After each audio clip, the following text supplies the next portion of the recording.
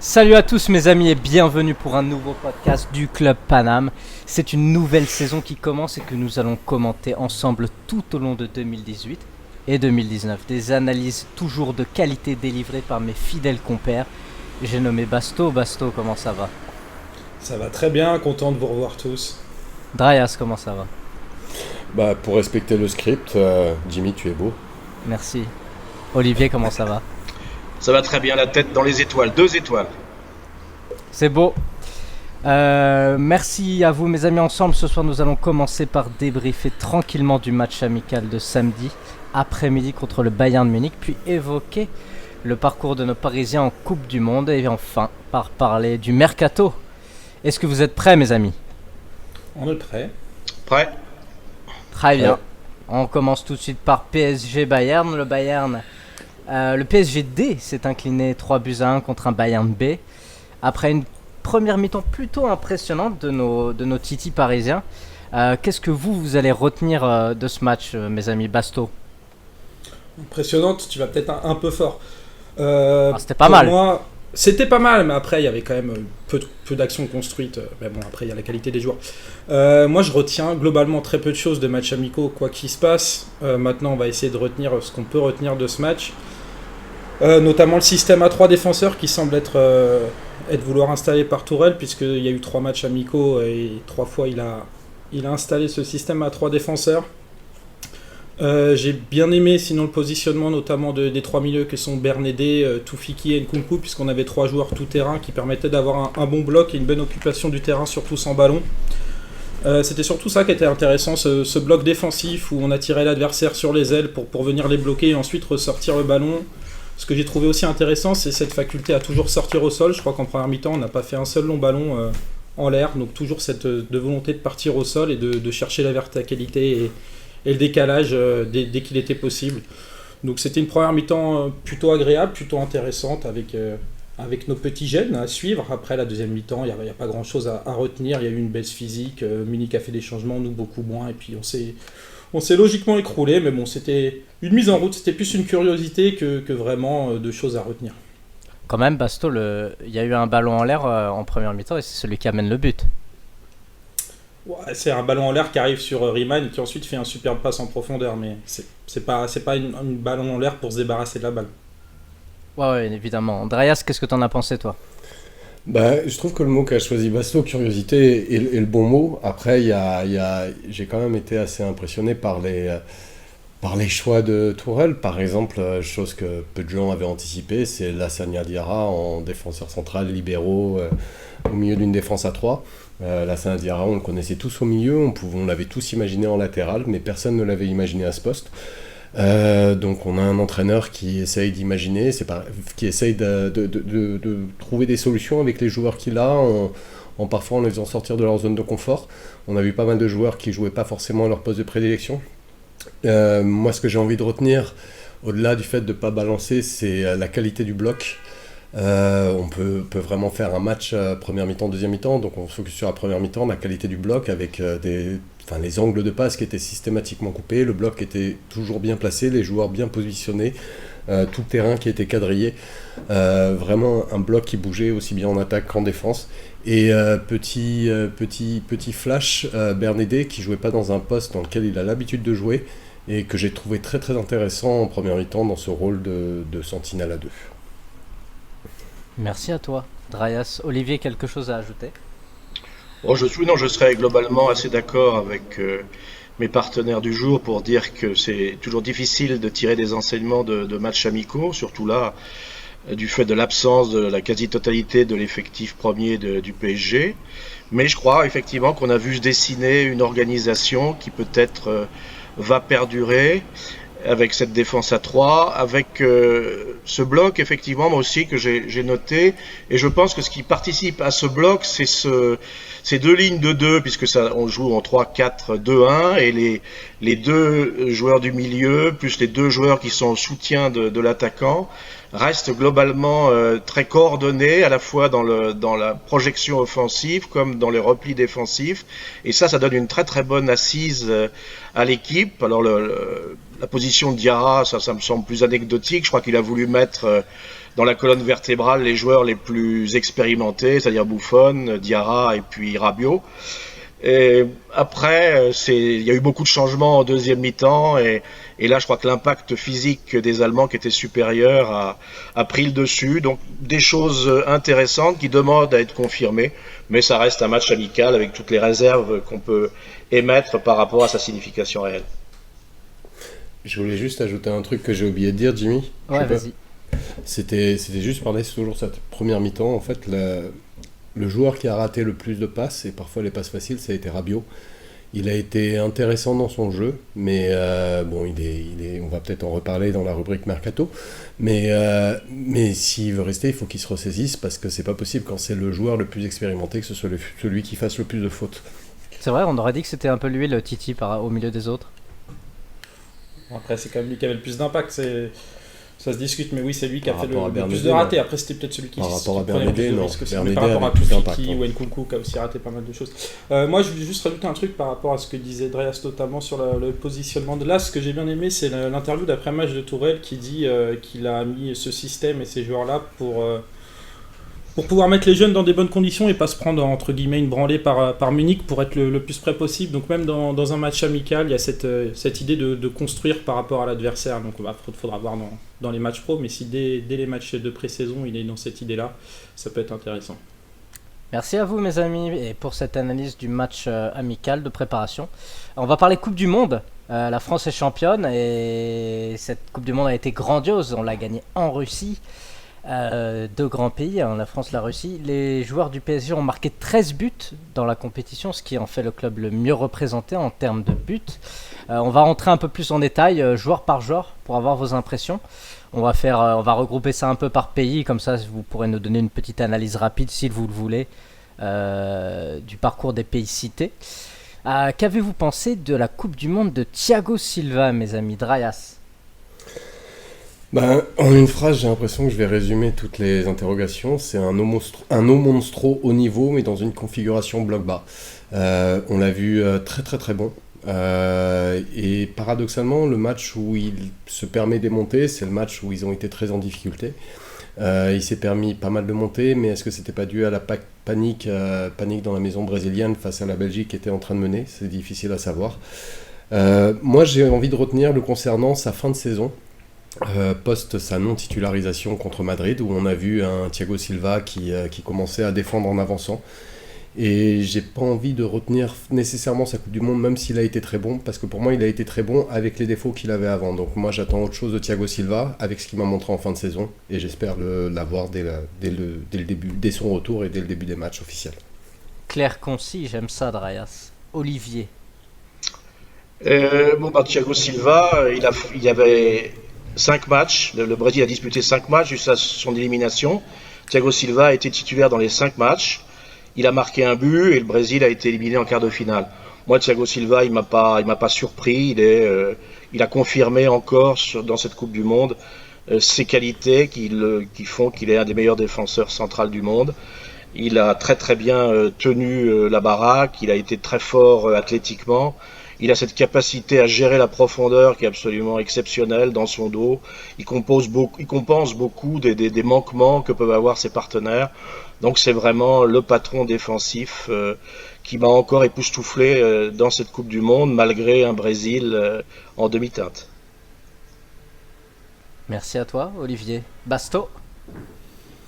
Moi j'ai vu un Thiago Silva qui a été taille patron en poule où c'est peut-être le meilleur défenseur central de cette phase de poule, où il a vraiment été très bon dans sa gestion défensive, dans le placement du bloc, même offensivement, où comme l'a dit Draias, il commençait à défendre en avançant. Après, arrivé en quart, on a eu l'absence de Casemiro qui permettait de couper pas mal d'angles passe, et là on a vu une défense brésilienne, Silva compris, être en difficulté du moment qu'il n'y avait plus de Casemiro, être un peu sur le recul frein, c'est-à-dire qu'il défendait vraiment en reculant, mais c'était pas un positionnement bas, c'était une défense qui était assez haute, mais qui au moment des actions belges reculait, et là ils étaient un peu pris et un peu en difficulté, mais c'est pas que la faute de Silva, c'est un faute du système global et de l'absence de Casemiro qui est un joueur clé pour l'équilibre de cette équipe.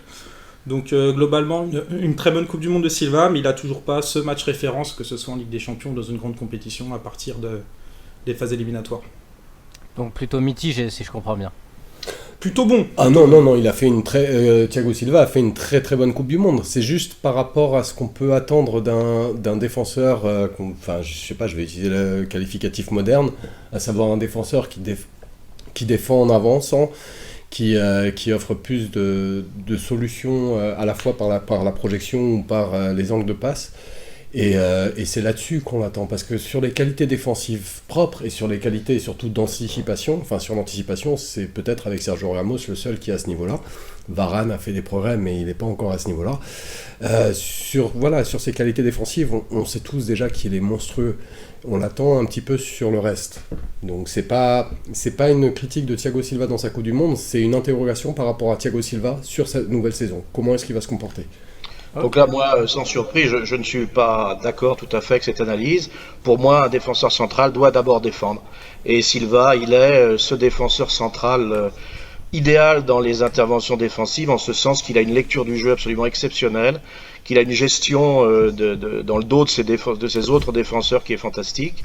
Après, je pense qu'il y a d'autres joueurs qui doivent assurer la projection, mais ce qu'on demande à un libéro, parce que c'est comme ça qu'il joue, c'est ce qu'il fait, c'est-à-dire d'être absolument irréprochable sur le plan défensif, totalement sécurisant, et ensuite le reste, c'est un plus, mais ça passe, à mon avis, personnel, très largement derrière les autres qualités qu'il a et qui sont au-dessus du lot actuellement. Si tu prends Ramos par exemple. Non, mais Ramos pour moi a plus un profil stopper que ne peut l'avoir oui, le profil. Et paradoxalement, si tu veux, tu prends Ramos, tu as un joueur qui se projette beaucoup, qui fait beaucoup de passes. Si tu prends en fait les 5 plus grands défenseurs centraux, t'en verras très très peu qui restent sur leur ligne. Donc c'est en soi, personne ne débat sur les qualités défensives de Thiago Silva. Mais justement, toi, ce que tu appelles le petit bonus, moi j'ai l'impression que pour faire partie du Gotha des défenseurs, il devient un peu plus qu'un petit bonus et il devient une petite nécessité. Et c'est important, et surtout, là où j'ai envie d'insister, c'est que Thiago Silva nous a montré qu'il était parfaitement capable de le faire. Et comme l'a souligné Basto, quand les matchs deviennent un enjeu, il y a peut-être au niveau mental quelque chose qui se passe. Moi, j'ai pas envie de rentrer dans le débat de la pleureuse, mais juste, je constate que à l'heure actuelle, quand les grands matchs viennent, il perd ces acquis-là. Et moi, j'aimerais bien qu'il nous montre ces acquis aussi dans les grands matchs. Moi, je pense qu'il les a toujours montrés. Moi, je ne partage pas cette analyse. Et je pense qu'un défenseur central, c'est un défenseur central qui joue avec un ou deux partenaires. Et peut-être l'association Ramos-Silva serait l'association idéale en combinant leurs qualités respectives. Je ne pense pas qu'ils doivent faire tous les deux la même chose. Il faut se répartir les tâches. Et lui, dans cette tâche spécifiquement défensive, il est au-dessus du lot. Après, moi, je l'ai vu dans beaucoup de matchs prendre des responsabilités de relance. Il a plusieurs fois, que ce soit en fin de saison dernière ou même dans cette Coupe du Monde, fait des montées dans le camp adverse. Moi, je pense qu'il faut aussi regarder les consignes qui lui sont données et qui sont données à ses partenaires. Et moi, je pense que Silva, c'est un joueur qui est très discipliné, qui suit ses consignes. Et je ne mettrai pas uniquement sur lui les caractéristiques de son jeu. Il est utilisé au mieux de ses qualités.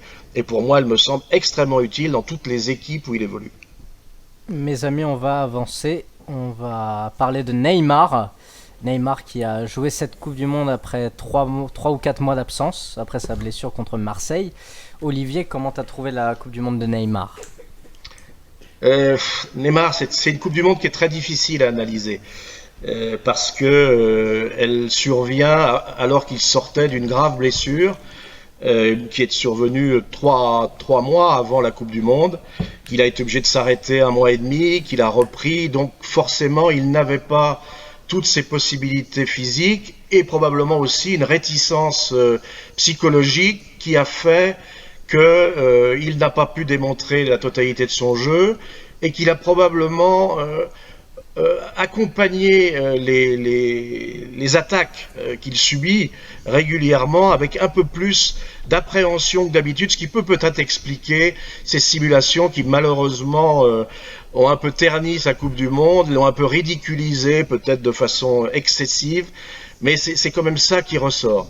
Alors sur le plan sportif, je crois que Neymar n'a pas fait une saison extraordinaire au PSG, il n'a pas permis au PSG de dépasser le niveau en Ligue des Champions, donc il avait quand même un rachat à faire au niveau de l'équipe du Brésil qui était une des favorites. Et ce rachat, il n'a pas pu l'amener au bout. Alors, il est bien sûr pas seul responsable, mais forcément, sa Coupe du Monde apparaîtra comme quelque chose de décevant par rapport à son potentiel. Et il est sûrement, du fait de l'accompagnement médiatique de son comportement, un des grands perdants de cette Coupe du Monde. Probablement un peu injustement, mais aussi un peu de sa faute. Donc c'est une Coupe du Monde qui est difficile à analyser parce qu'il n'a pas fait des mauvais matchs, il a plutôt été propre sur le plan technique, mais il a voulu en faire beaucoup trop pour compenser probablement, et il n'avait pas les qualités personnelles et les qualités de l'équipe autour de lui pour aller plus haut. Donc ça restera quand même une tâche dans son palmarès. Merci à toi Olivier. Basto, est-ce que tu es d'accord avec ça? Oui, je suis quasiment d'accord en totalité avec ce qu'a dit Olivier. Si on revient sur le fil de la compétition, Neymar, il a eu un premier match contre la Suisse où on sentait qu'il était de retour dans son premier match officiel de compétition depuis longtemps, où il a voulu en faire trop. Après, il a eu 2 matchs de poule où il a commencé à monter en puissance, notamment ce match contre la Serbie où il est très bon. Ensuite, il fait un match excellent contre le Mexique en 8e, où là, on retrouve le vrai Neymar qui provoque, qui joue juste et qui est décisif et qui était vraiment toujours dans le bon tempo. Et puis en quart, il y a eu des difficultés pour toute l'équipe, et là Neymar est re-rentré dans cette caricature où il cherche à faire la différence tout seul, et c'est là où il peut être un peu énervant. Après, globalement, Neymar fait une bonne Coupe du Monde, je pense que c'est un des meilleurs Brésiliens, peut-être le meilleur offensif d'ailleurs. Après, c'est sûr que d'un niveau image, il ne sort pas grandi, c'était le leader de l'équipe du Brésil, il était compté comme ça, et du coup il prend un peu pour tout le monde. À voir comment ça va jouer sur lui. Est-ce que ça peut lui permettre de réagir et de nous faire une grande saison cette année, j'espère. Merci à toi Basto Drayas. Quelque chose à ajouter sur le cas Neymar? Alors ouais, j'avais même préparé une petite intro que je vais me permettre de lire. Plus que mes 2 compères, j'aimerais faire référence à monsieur Eric Nolot, assis dans son ventre bien pensant sur un plateau de bean et la tête bien bedonnante pour se laisser aller à une diatribe très consensuelle de Neymar la plongeuse. Et j'ai subitement réalisé que j'aurais aimé le voir se prendre autant de taquets que le général Ney, en supposant que le dit Eric puisse encore courir, pour voir si après match il aurait la langue aussi bien pendue. Alors, ce que j'aimerais dire sur Neymar, c'est pas sans doute un peu injuste, mais il l'a peut-être un peu cherché. La campagne de dénigrement qu'il se prend est parfaitement injuste. Quand on prend un joueur qui se prend autant de taquets par match, je sais pas si on en avait vu autant qui s'en prenait un tel nombre de taquets. Neymar disait, alors sans doute il exagère un petit peu, qu'il finit les matchs en mettant 4-5 heures ses pieds dans la glace, il a déclaré ça récemment. Voilà, il y a après, oui, il en fait trop, mais oui, il s'en prend énormément sur le terrain, et peut-être qu'il a un jeu qui est provoquant, mais c'est pas parce qu'il a un jeu provoquant que ça légitimise les fautes qu'il se prend. Il y a un moment, il faut exagérer. Et sur la chronologie, ouais, faut pas oublier non plus ce deuxième match, qui est le match contre le Costa Rica, où effectivement, après le premier match, il prend tellement cher, et sur le terrain, et dans la presse, parce qu'effectivement, il n'est pas très bon, c'est son premier match officiel, et où il éclate en larmes, littéralement. C'est sur le deuxième match, ouais, contre le Costa Rica. Ouais. Et après ça, il s'est ressaisi et il est monté en puissance. En quart de finale contre la Belgique, il n'y peut pas vraiment grand-chose parce qu'il n'est plus non plus servi dans les mêmes conditions. Il n'est pas vraiment en train d'essayer de faire des solutions tout seul. Il essaye de trouver des solutions. En 8e de finale, clairement, c'est l'homme du match et c'est le Brésilien qui est enfin au niveau auquel on l'attend. Je trouve que cette campagne qui s'est mangée est profondément injuste. Après, j'apprécie la manière avec laquelle il a su réagir par rapport à cela. Il a réagi avec beaucoup d'humour. C'est un joueur qui est scruté sur ses moindres faits et gestes. C'est peut-être à l'heure actuelle c'est un des 3 meilleurs joueurs du monde, voire on pourrait peut-être discuter, peut-être que maintenant c'est le meilleur, à voir où est Cristiano Ronaldo. Voilà, je trouve qu'il a été traité très injustement et j'espère qu'il va montrer une très très grande saison pour tout simplement faire taire toutes ces critiques. Je vais juste réagir un tout petit peu. Il n'y a pas que dans son jeu où il est provoquant. le fait qu'il va en rajouter 3 secondes au sol, ça énerve les adversaires. C'est de la provocation, donc faut assumer aussi derrière. C'est un espèce de cercle vicieux. Ouais. Bien sûr, ça va trop loin. Bien sûr, la polémique Ouais. mais c'est aussi parce qu'il est, comme tu le dis, parmi les Bien 3 sûr. meilleurs joueurs du monde, qui doit assumer ce statut. Bien. Et le fait que lui en rajoute, ça en rajoute 10 tonnes. C'est pas excusable, Ouais, mais il sauf peut le que- gérer, il peut le contrôler. Sauf qu'on peut aussi regarder que si on regarde concrètement dans les faits, il en rajoute peut-être une fois sur 5. Il Fois n'est sur cinq de trop. pas en train d'en rajouter à chaque contact. Il finit par en rajouter et au bout d'un moment il en a marre. Il y a aussi C'est un ras-le-bol. une impunité qu'ont les adversaires qui vont taper sur Neymar et ils font pas semblant de lui taper dessus quoi. Au Non, niveau des mais- tacles, il se prend quand même Mais des si taquets, Ronaldo prenne taquets, autant de taquets. coups, et ils sont pas une fois sur Je suis 5 au pas sol. sûr qu'ils prennent autant de coups. Je suis pas sûr qu'ils Mais prennent si, je autant de crois qu'il coups. en prend même plus. Sans doute le Ronaldo quand il était plus jeune, qui d'ailleurs plongeait beaucoup plus que Neymar. Et qui était très critiqué à cette époque. Mais plongeait beaucoup plus. Et il s'est jamais mangé une campagne de dénigrement de la taille de celle que Neymar s'est mangé pour le fait d'avoir Ah, je me plongé. souviens de l'Euro 2004 à domicile où il prenait très cher là-dessus. Ah, alors qu'il avait peut-être, dit- alors, mes peut-être, amis, peut-être j'ai oublié, mais On voilà. va Mais avancer. je crois quand même que pour Neymar, il faut qu'il tire les leçons. Il a une caractéristique de son jeu qui est de la provocation, ça c'est très bien, c'est sa grande force, mais il a une tendance à revenir, il passe l'adversaire, il revient pour le reprovoquer une deuxième fois. Souvent ça passe parce qu'il a des qualités physiques aussi exceptionnelles, mais là il n'était pas en état physique et psychologique pour pouvoir supporter les réactions suscitées par ces provocations incessantes. Moi je pense qu'il doit réfléchir à son jeu, il doit réfléchir à simplifier un petit peu les choses tout en gardant ses grandes qualités, et ça peut être pour lui une prise de conscience parce que c'est un joueur qui joue beaucoup aussi sur beaucoup de choses sur son image, et et l'injustice effectivement de ce qu'il a subi peut peut-être lui permettre, j'espère que son entourage va être important à ce niveau-là, j'espère que Tourelle va être aussi important pour lui faire comprendre qu'il serait beaucoup plus efficace en épurant un peu son jeu, en évitant d'en rajouter. Et moi je le souhaite parce que c'est un joueur exceptionnel et qui mérite tout à fait d'avoir un autre traitement que celui-là. Mes amis, on va avancer. Merci à vous pour cette analyse de la Coupe du Monde de Neymar. C'est aussi pour ça qu'on aime le Club Paname, des avis qui vont à l'encontre de la bien-pensance des médias sportifs. Et on va passer à un joueur qui a fait une très très bonne Coupe du Monde. Je pense qu'on sera tous d'accord, qui nous a même étonnés en faisant des choses qu'on ne le voit pas Krikoviak. l'habitude de faire. Je vais parler de Cavani. Basto, qu'est-ce que tu as pensé de la Coupe du Monde de Cavani? Ah, mon petit Eddy, c'est mon chouchou de cette Coupe du Monde. J'étais triste qu'il ne soit pas là contre la France, même si ça avantageait l'équipe de France, on va pas se le cacher, mais il y avait cette petite tristesse quand même, surtout après ce match fabuleux en 8ème contre le Portugal, où il met 2 buts dont on a l'habitude de voir, c'est-à-dire une projection de 30 mètres pour aller mettre sa tête, et puis un deuxième où sa spéciale, sa petite frappe enroulée où il ouvre le pied. Mais au-delà de ça, au-delà de ses qualités de buteur qu'on lui connaissait dans cette Coupe du Monde, c'est dans le jeu. Il a quasiment joué 10 derrière Suarez pendant la totalité du mondial, et il a offert des caviars de bout en bout. Il avait un vrai volume de jeu, une vraie justesse technique.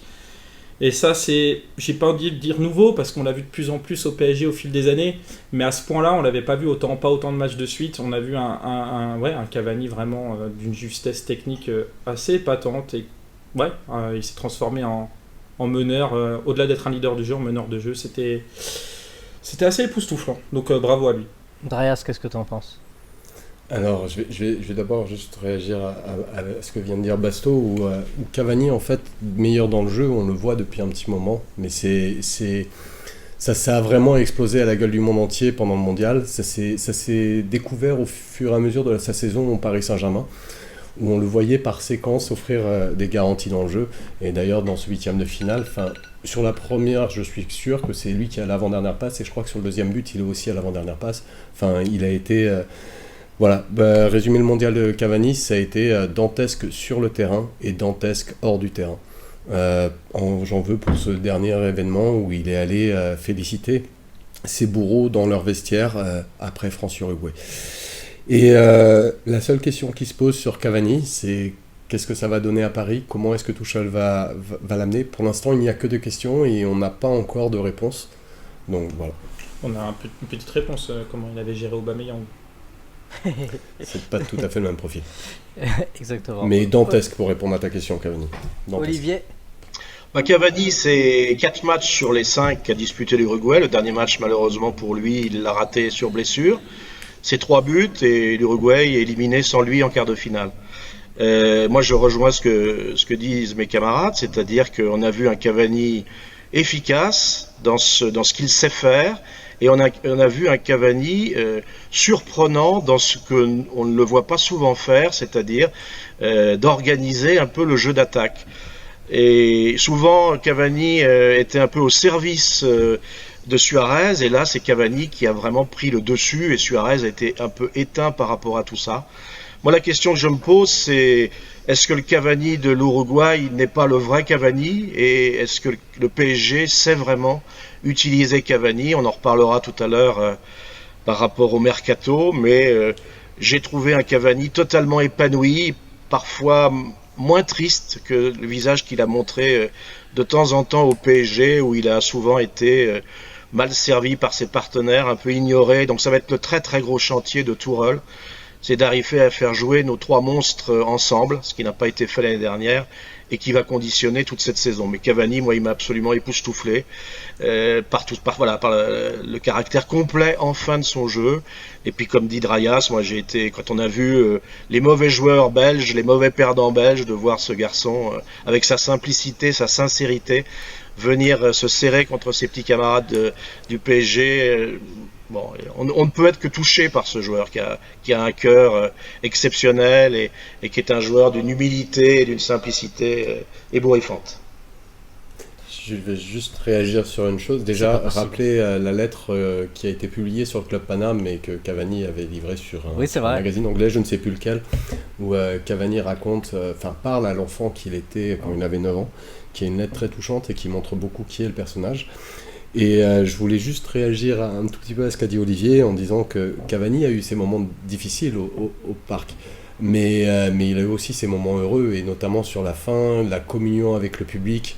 Enfin, il a su gagner ce titre d'enfant du parc, et il le mérite. Et sa relation avec le parc et avec les supporters, elle est très bonne, je crois. Et moi, vu que je suis un peu rabat-joie, je vais rajouter un petit bémol. Quand Olivier dit est-ce que c'est pas le vrai Cavani, peut-être. Moi je me demande si Cavani n'était pas aussi en surchauffe. Est-ce qu'on peut s'attendre à ce qu'il ait à chaque fois cette qualité de jeu technique dans la création? Je ne pense pas. Je pense qu'il était vraiment un peu en surchauffe. Oui, mais je crois que c'est un joueur qui a besoin de confiance, qui a besoin de sentir autour de lui de l'amitié, et c'est dans l'équipe d'Uruguay, tu sens qu'il est comme un poisson dans l'eau, quoi, qu'il est totalement intégré, aimé. Mais ça a mis du temps aussi, hein, Olivier. Je parle pas de la relation avec le public. Je parle de la relation avec ses partenaires. Au-delà de la relation avec le public, au niveau du jeu, avec l'époque de Diego Forlán, ça a souvent été la 3e roue du carrosse, et Cavani qui devient le chevalier servant de l'Uruguay, ça date peut-être de cette Coupe du Monde. C'était même pas le cas il y a 4 ans, je crois. Hein. Ça a mis du temps, c'était clairement Suarez, avant c'était clairement Forlán, et c'est que depuis cette Coupe du Monde que c'est clairement Cavani. Donc Cavani, c'est un homme de l'ombre et qui finit par gagner sur la durée, qui finit par se... Et par rapport à ce que dit Basto, moi j'ai envie d'être confiant, parce que ce qu'il a montré en Uruguay, il nous l'a montré par moment dans la saison avec Paris, et voilà, enfin j'adore ce joueur. Merci à toi, Drayas, et merci à vous. On va passer à un joueur qui a peut-être un peu moins plu, j'imagine. Guedes. Drayas, comment t'as trouvé Guedes sur cette Coupe du Monde avec le Portugal?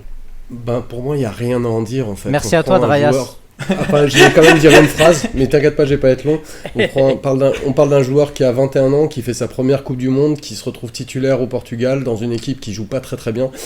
Et oui, il a raté sa Coupe du Monde, mais il y a aucune conclusion à en tirer. Merci à toi, Drayas. Olivier? Oui, moi je serais moins dur, parce que Guedes, c'était pas garanti qu'il soit titulaire dans cette équipe. Il y a eu 4 matchs du Portugal, il en a joué 3. Bon, il n'a pas marqué de but, mais il a quand même aidé un peu Ronaldo. Moi, je pense que pour lui, c'est quand même un progrès. Il est devenu titulaire en équipe du Portugal, et pour un joueur qui n'a probablement pas une aura extraordinaire ni un potentiel extraordinaire, je pense que c'est déjà très fort pour lui d'avoir obtenu cette confiance-là. Maintenant, on connaît les limites de Guedes, mais c'est un jeune joueur. c'est un joueur de complément, c'est un joueur de soutien. Il faut peut-être savoir mieux l'utiliser. Dans une équipe du Portugal qui était vraiment très triste, il n'a pas été forcément mis en valeur. Mais moi, ça m'a plutôt encouragé à peut-être lui redonner une chance à ce joueur, de voir qu'il avait la confiance de son groupe et qu'il avait joué ces matchs-là. Ouais, Je précise juste, j'étais pas du tout dur, Olivier. Hein. Je précise juste, j'étais pas du tout dur avec lui, Olivier. Je disais qu'il n'y avait aucune conclusion à en tirer, qu'il avait 21 ans et que c'était relativement normal qu'il ait fait une Ah non, tous les deux, vous avez pas été dur. Je pense que vous gardez Ouais, vos non, mais munitions c'était juste pour le prochain joueur. Là, moi, je suis là, j'attends. Basto. Bah, pour reprendre la définition de Drayas, Mbappé à 19 ans, c'était sa première Coupe du Monde et il était dans une équipe qui ne jouait pas très bien. Bref, c'était juste pour... Pleine de mauvaise foi, une comparaison nulle et non avenue. 21 ans, ça reste très jeune. C'était un petit troll du soir, merde, Voilà. si on n'y a pas le droit. Voilà. Non, Guedes, je sais pas trop quoi en penser, moi. C'est pas un joueur, des matchs que j'ai vu, des peu de matchs que j'ai vu de lui, c'est pas un joueur qui m'a impressionné, loin de là. Je le trouve assez brouillon, que ce soit dans ses choix ou que ce soit dans la réalisation. À Paris, on disait qu'il savait pas jouer dans les petits espaces, qu'il fallait le voir dans une équipe qui joue un autre jeu. Bah, le Portugal, c'est plus une équipe qui allonge et qui justement ne joue pas du tout dans les petits espaces. Et là aussi, on l'a vu en difficulté. Donc je ne sais pas du tout quoi en penser. À Valence, on en a beaucoup parlé les premiers mois et beaucoup moins après. J'ai l'impression qu'il a fait une deuxième partie de saison où il a un peu baissé de rythme. Il a eu une grosse blessure au milieu. Donc quel est le vrai potentiel de Guedes ? Je pense que personne ne le sait en fait. Mais il y a quand même une vraie progression cette année, puisqu'il est dans un club qui souhaite transformer son prêt en recrutement. Donc il a plu à Valence, il a fait une bonne saison à Valence, il est titulaire en équipe du Portugal. Je pense que c'est un joueur qui a passé un palier. Bon, il a bien sûr ses limites, mais on les connaît pas, peut-être pas encore totalement. D'accord. Oui. Bah, merci à vous trois et on va passer à Draxler. Jimmy a peur. Tu veux en parler, Jimmy ? Ah ouais, ça va. Je vais vous laisser faire. Olivier, qu'est-ce que tu as pensé de la Coupe du Monde de Draxler ? Bah, j'attendais pas grand-chose de Draxler et donc j'en ai reçu ce que j'attendais. Je crois que maintenant on a fait le tour de Draxler. On le savait déjà en Allemagne avant qu'il ne vienne au PSG. On l'a vu dans sa saison et demie au PSG. C'est un très beau joueur, un joueur très fin, un très joli technicien, mais c'est un joueur qui n'a pas le mental d'un joueur de haute compétition. Sa Coupe du Monde, bah, c'est 3 matchs. Il a joué le premier match, il a sombré avec le reste de l'Allemagne contre le Mexique. Il est sorti à la mi-temps au deuxième match tellement il était mauvais. Et il n'a même pas été sur le terrain au troisième match. C'est 0 but et l'Allemagne éliminée en poule. Donc il a traversé cette Coupe du Monde comme un fantôme. Et moi je suis très très inquiet sur les possibilités de développement de ce joueur qui, pour moi, devient maintenant un joueur de groupe, un joueur qui va pouvoir être utilisé parce qu'il est polyvalent, il peut dépanner au milieu. C'est plutôt un joueur qui est bon en attaque. On a vu la première demi-saison qu'il a fait au PSG dans une configuration particulière. Il avait été plutôt bon, mais depuis cette année est une année un peu difficile pour lui et donc je suis globalement assez déçu de Draxler, mais ça date pas de cette Coupe du Monde. Merci à toi Olivier pour cette analyse de très grande qualité. Jimmy, tu sors. C'était une des meilleures analyses, je pense, Olivier. D'ailleurs, fantôme, c'est un terme qui revient assez souvent quand on parle de Draxler, mais je pense que Basto va nous en dire un peu plus. Ça se dit Draxler en allemand, fantôme. C'est vrai, exactement, c'est prouvé. Basto ? Alors, déjà Draxler, que ce soit Wolfsburg ou Schalke, effectivement, avait des critiques sur ce côté un peu fantomatique, sur sa discrétion, sur le fait qu'il disparaissait de match. Mais par contre, c'est dans les gros matchs qu'il était mis en avant, notamment ces quarts de finale avec Wolfsburg contre le Real, ce 8ème contre, je sais plus quelle équipe, mais il avait totalement brillé, c'était contre la Gantoise. Bon, ok, c'était une petite équipe, mais c'était un 8ème de Ligue des Champions. Et à Paris, globalement, il est bon quand il joue les finales, il est bon contre Monaco, il est bon contre Marseille, il a été très bon contre Barcelone. Pour moi, c'est un joueur qui est bon dans les gros matchs et qui peut un peu disparaître sur la régularité. Mais dans les grands matchs, il est là. Donc là-dessus, je suis pas d'accord avec Olivier. Après, sur cette Coupe du Monde, est-ce qu'on peut retenir un Allemand ? Je ne pense pas. Il n'y a pas un seul joueur allemand qui a été dedans. On a vu une équipe qui est un peu en fin de cycle avec peut-être un coach qui doit changer mais qui ne changera pas. Sur le premier match contre le Mexique, c'est peut-être le moins mauvais. Des joueurs devant, on a vu un Ozil complètement fantomatique, un Werner, on ne savait même pas qui jouait. Draxler fait pas un bon match, mais peut-être celui qui est le plus en vue. Sur le deuxième match contre la Suède, effectivement, il fait un très mauvais match, une très mauvaise prestation, et le changement tactique à la pause, le passage en 4-4-2 de l'eau, donne raison à l'entraîneur et l'Allemagne gagne, donc c'est logique qu'il ne débute pas le troisième match. Bon, après, sur le troisième match, on a vu que Draxler ou pas Draxler, cette équipe d'Allemagne n'était pas dans une grande compétition, donc Draxler est un peu à l'image de cette équipe, il a pas fait un grand mondial comme tout le monde. Merci à toi, Basto. Drayas, quelque chose à dire pour sauver Draxler? Bah déjà, je me demande si Draxler est compatible avec des entraîneurs qui manquent d'imagination. Première question. Ensuite de ça, j'ai même pas envie de tirer des conclusions sur ce mondial. Tirer sur l'ambulance, et l'ambulance n'étant pas Draxler, l'ambulance étant l'équipe d'Allemagne. À partir du moment où tu as les 4 roues qui sont crevées, si tu essayes de juger le mec qui conduit, c'est un petit peu dur, quoi.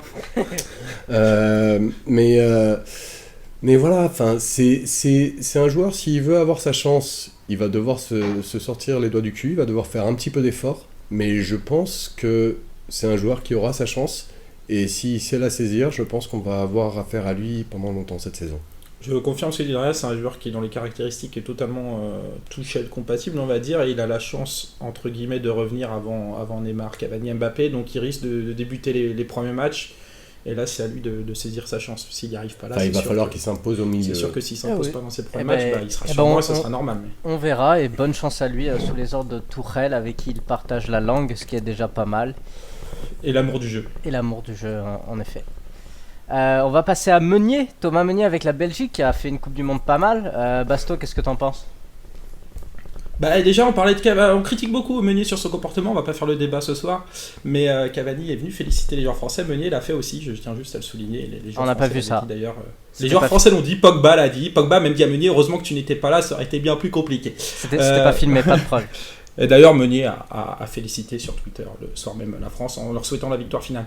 Pour en revenir aux prestations de Meunier, il a fait une très bonne Coupe du Monde dans un système qui lui convient très bien, c'est-à-dire en 3-4-3 en position de piston droit, où il a un peu moins à défendre et où il peut vraiment montrer son volume de course. Meunier a vraiment été intéressant justement dans son déplacement, notamment sans ballon, où à chaque fois, notamment sur les coups de pied arrêtés adverses, il permettait de partir très vite et d'apporter une solution qui créait le surnombre. Notamment ce deuxième but contre le Brésil où Meunier est passif parce qu'il ne participe pas à l'action du jeu avec ballon, mais c'est lui qui fait l'appel, qui embarque Marcelo et qui permet le deuxième but de De Bruyne, et qui est De Bruyne a un peu de champ pour frapper. Donc on a vu un Meunier très bon, un but, une passe D, globalement très constant. Il a fait un match qui était un peu moins bon, c'est contre le Japon, où défensivement on a vu son défaut face au petit gabarit vif. On le sait qu'il a du mal contre ses joueurs, lui-même le dit. Dès qu'il y a un joueur rapide face à lui, il a un peu plus de mal à se placer, il défend un peu trop en reculant. Et avec la tête. Avec la tête. Mais malgré ça, contre le Japon, c'est lui qui fait la passe D sur le but qui qualifie la Belgique. Donc Meunier a été peut-être un des deux meilleurs arrière droit avec Trippier, comme dirait Sabatier. Et c'est le troisième meilleur Belge après les deux intouchables au-dessus. Voilà. Merci à toi, Basto. Pas mal. Drayas, qu'est-ce que t'en as pensé, toi? Meunier et Basto ne voulaient pas parler de ses déclarations, donc on ne parlera pas de la première déclaration qui n'est pas complètement mensongère sur le match France-Belgique, mais qui est quand même un petit peu rageuse de Meunier. J'ai quand même envie d'insister sur il faut qu'il réclame un petit peu moins son temps de jeu. Il l'a fait 3 fois, c'est au moins 2 fois de trop. C'est un bilan Coupe du Monde. Après, sur le bilan Coupe du Monde, je crois que Basto a tout dit. Je trouve qu'il a été excellent. Je remarque une similitude avec Paris, alors qui est exacerbé à Paris et un peu moins vrai en Belgique, mais néanmoins vrai en Belgique, c'est qu'il a tendance à se démarquer sur son couloir et à être un peu oublié. Alors il y a des fois où ça profite pour écarter les défenses, mais il y a des fois où il est sur son couloir en train d'agiter les bras et personne ne le voit. Je sais pas pourquoi, alors qu'il est plutôt grand, ce joueur. Il mouline les bras. Mais je sais pas. Le truc c'est qu'il est plutôt grand, mais il a ce don pour se rendre invisible pour ses coéquipiers. Passé ça, il a fait une très très bonne Coupe du Monde. Si tu acceptes si tu mets de côté les deux intouchables que sont Hazard et Kevin De Bruyne, il était le meilleur Belge. Merci à toi, Drayas. Olivier? Oui, moi je confirme. Pour moi, Meunier est le meilleur arrière droit de cette Coupe du Monde. Il a joué 5 matchs des 7 qu'ont disputé la Belgique. Il a marqué un but. La Belgique finit 3e. Donc c'est une bonne Coupe du Monde de l'équipe et une très bonne Coupe du Monde pour lui. Je crois qu'on a vu vraiment sa valeur dans ce rôle de couloir droit avec une défense à 3. Le problème de Meunier est un problème défensif dans son dos, un problème d'attention, un problème de contrôler ses pénétrations dans le dos. Mais s'il est un peu libéré de ça par la défense à 3, il développe tout son potentiel offensif qui est très très important. C'est quelqu'un qui frappe très très bien, c'est quelqu'un qui centre. Donc il m'a vraiment beaucoup satisfait dans cette Coupe du Monde. Bon, il a son caractère, une grande partie de caractère belge général, et puis cette image d'intellectuel qu'on a voulu lui coller. Bon, dans ce milieu, on est très vite un intellectuel, mais là, je crois que il faut qu'il se calme un petit peu parce qu'il se fait du tort, quoi. Je crois que ce qui est surprenant, c'est qu'ils ont eu le modèle au PSG du gars qui est bon en communication, c'est Maxwell. Voilà. Il faut que tous maintenant qu'ils fassent du Maxwell, c'est-à-dire beaucoup de langue de bois, beaucoup de sourire, beaucoup de gentillesse, qui restent à leur place. On n'en a rien à faire de leurs états d'âme. Mais sinon, sur le plan sportif, Meunier est un des grands vainqueurs de cette Coupe du Monde sur le plan personnel. Il n'y a que Maxwell pour faire du Maxwell. Hélas. Merci à vous, mes amis. Je vois pas Meunier faire du Maxwell, effectivement. Merci à vous, mes amis. On va passer au joueur préféré de Basto. Ouais, Di Maria. Ouais, Di Maria, évidemment. Andreas, qu'est-ce que tu penses du joueur préféré de Basto en Coupe du Monde? J'ai trouvé que sa Coupe du Monde était Di Mariesque. Un superbe but pourtant raté. Mais oui, c'est vrai, c'est un peu ça. Et Olivier? Oui, Di Maria, je vais pas le défendre comme Basto a défendu Draxler, mais je dirais que Di Maria, il a quand même évolué dans une équipe qui a été d'une incohérence totale, qui a été, elle, totalement fantomatique avec des choix, mais aberrant, et il a fait du Di Maria. Je crois qu'on connaît maintenant Di Maria, on a fait le tour de Di Maria.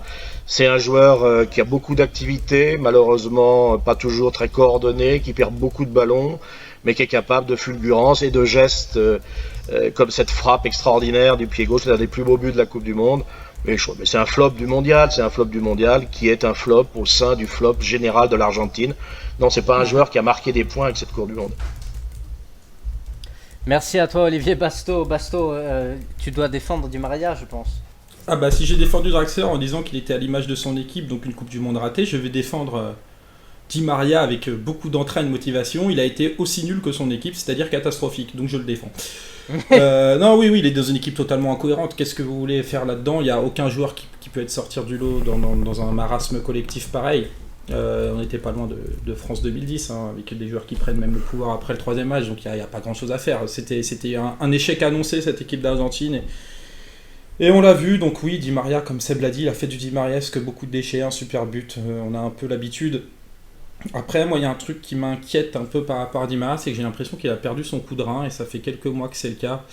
Il a de plus en plus de difficultés dans les 1 contre 1, avec...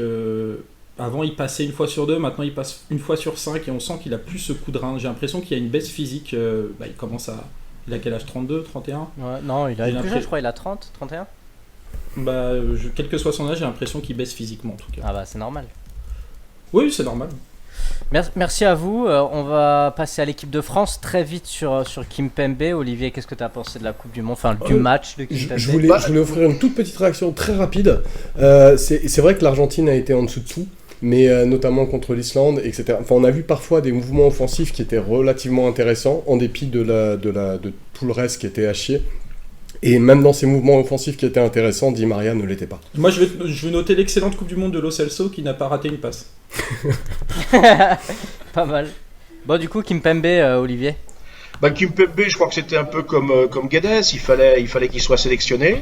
Il a arraché sa place dans les 22 et c'est déjà très bien à son jeune âge. Il a joué un match, le match des coiffeurs contre les Danois. Il a été tout à fait correct. Voilà, Kimpembe, il est en apprentissage. On connaît ses qualités. C'est sûrement un des futurs joueurs de l'équipe de France. Il a la malchance d'avoir devant lui Umtiti qui a fait une formidable Coupe du Monde. Mais je pense que dans l'avenir, on pourra compter sur lui. Basto. Oui, déjà Olivier, on n'est plus en 98, donc maintenant c'est 23 joueurs, pas 22.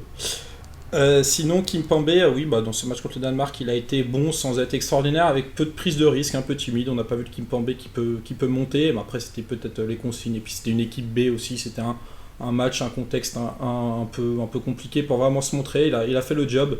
Et oui, il est légitimement numéro 3 de cette équipe de France, puisqu'Umtiti et Varane ont montré que c'était déjà des patrons. Il a appris, c'est bien. Et puis si on veut installer une défense à 3, c'est le seul gaucher, donc il a une vraie carte à jouer dans ce système-là. Merci à toi, Basto. Drayas. Mes compères ont tout dit, donc je vais me projeter sur le PSG. Et ce que j'ai remarqué dans les matchs de Kimpembe, il avait fait un match avant la Coupe du Monde et il a fait donc le match contre le Danemark. C'est une proportion à très très vite s'écarter sur les ailes, comme ce qui lui était demandé à Paris. C'était pas tout à fait au goût de Deschamps, qu'on voyait le replacer, lui demander de se recentrer un petit peu plus. Et c'est d'une manière générale, c'est un réflexe qu'il va devoir perdre, surtout si on installe une défense à 3. Mais après, c'est un joueur très intéressant. Il s'écarte trop, tu sais, avec le milieu qui descend. Il faut s'écarter totalement. Pas de la même manière, parce que dans un cas, tu as le milieu qui descend, tu as les deux qui s'écartent vraiment sur les ailes. Et justement, quand tu es dans ces cas-là, dans une défense à 3 sans ballon, le 3-4-3 peut se transformer en 4-3-3, donc le piston gauche peut passer latéral gauche, justement.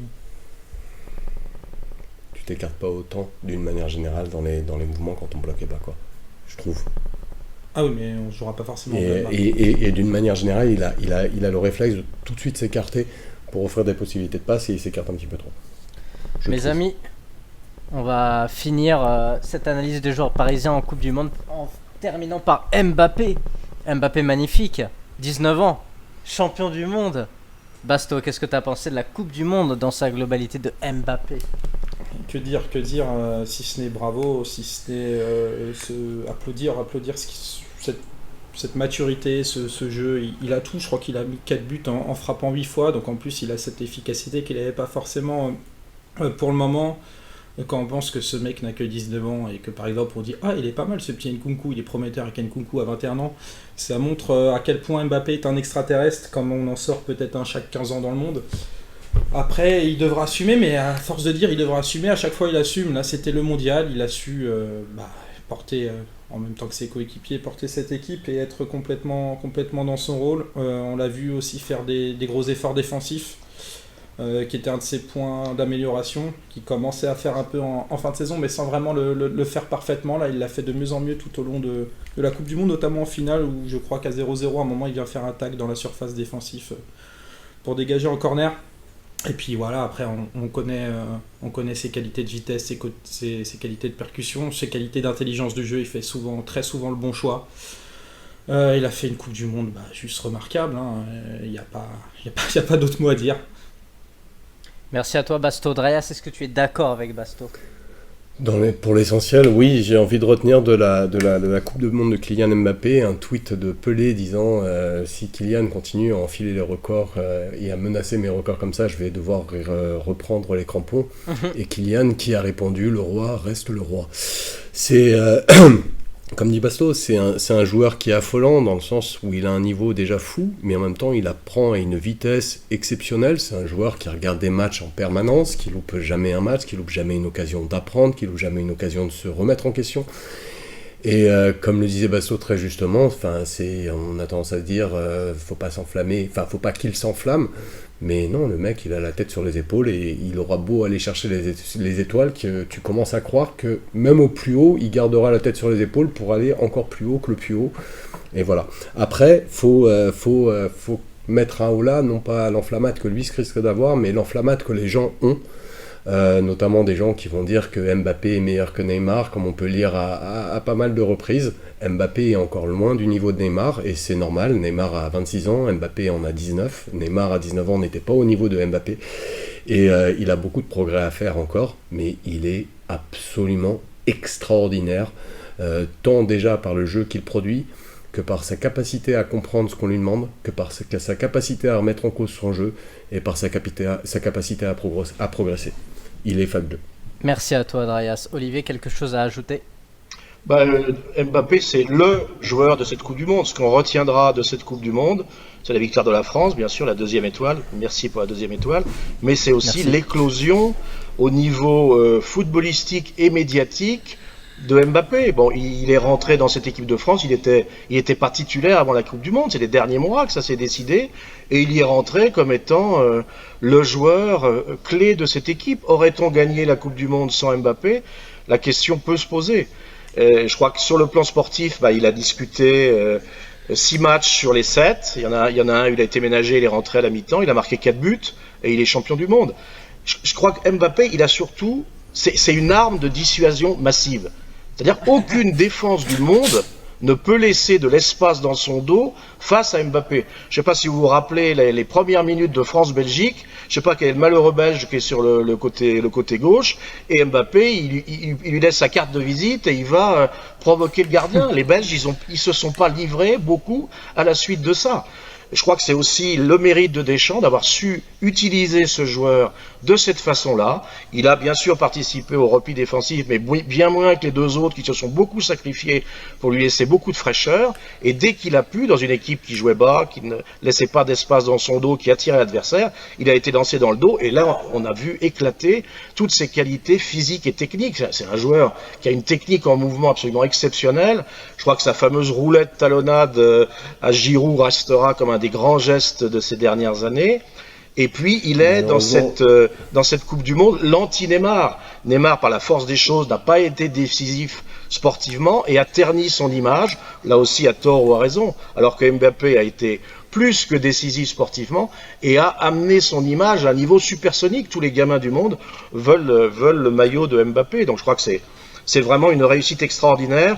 Et moi, j'ai aucun doute sur sa capacité, celle de son entourage, à gérer tout ça. Et lui, à se positionner avec son humilité habituelle par rapport à ses partenaires. Je crois qu'il est tout à fait conscient de sa position par rapport à celle de Neymar.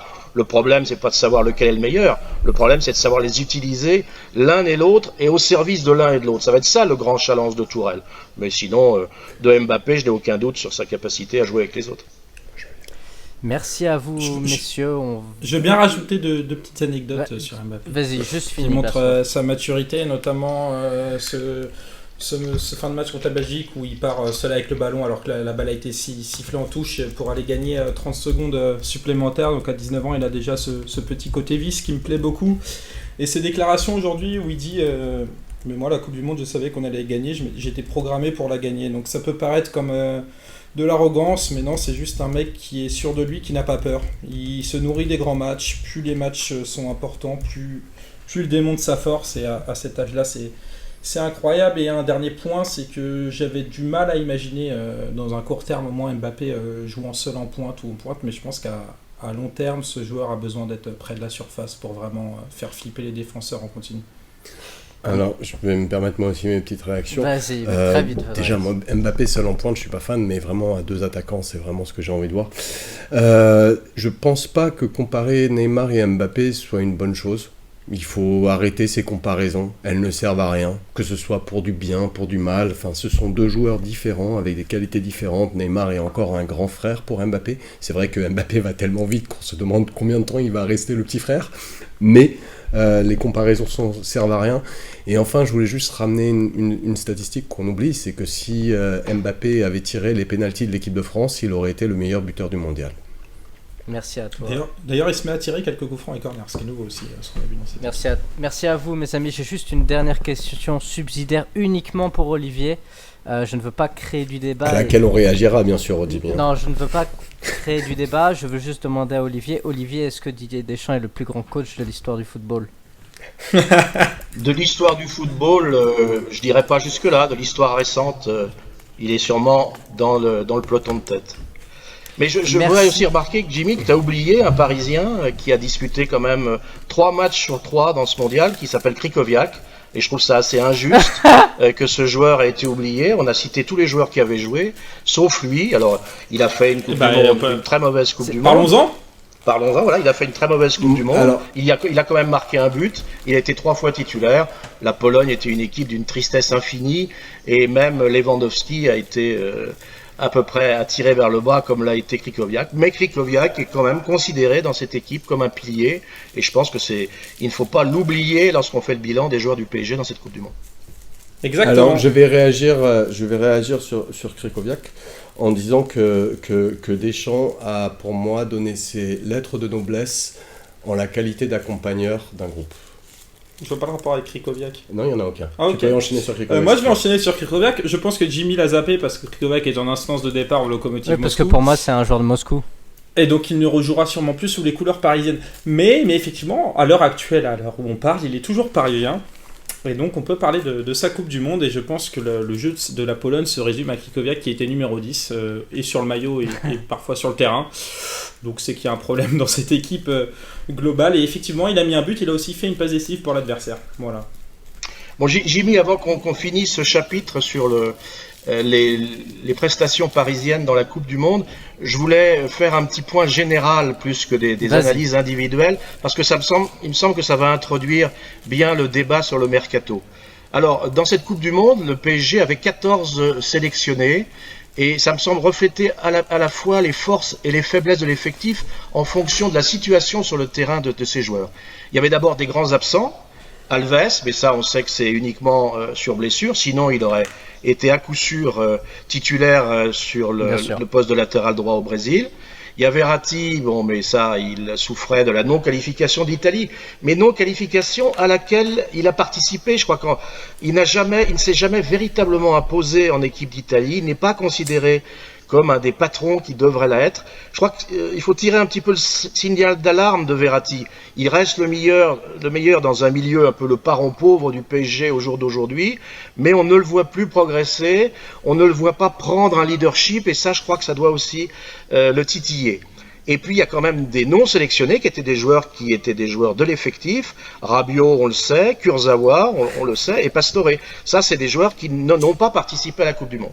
Alors, dans les 14 sélectionnés, il y avait nos deux gardiens. Certes, c'était les troisièmes gardiens de leurs équipes, mais ils ont eu le mérite d'être sélectionnés. Je crois que ça reflète à la fois leur force, mais aussi le fait que ce sont des joueurs probablement moyens par rapport à un gardien qu'on souhaite au PSG.